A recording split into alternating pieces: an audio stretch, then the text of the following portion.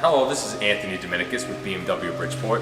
Today we're going to be going over Bluetooth pairing featuring the M2 in Long Beach Blue Metallic.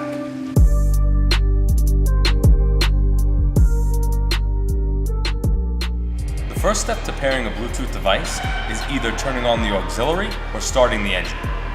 In this case, we're going to start the engine.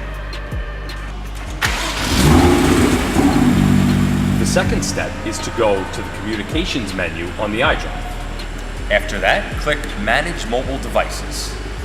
Next, click Connect New Device. Once that's done, click on Telephone. The BMW ID number will come up on the screen, and this is used to locate the car on the phone.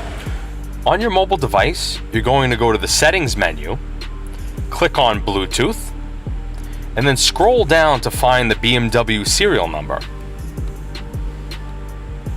Push that. Press Pair, and allow for your contacts to sync. On the screen, it will ask for permission as well. You have to say OK, and then your phone is paired. In this example, we use an Apple iPhone.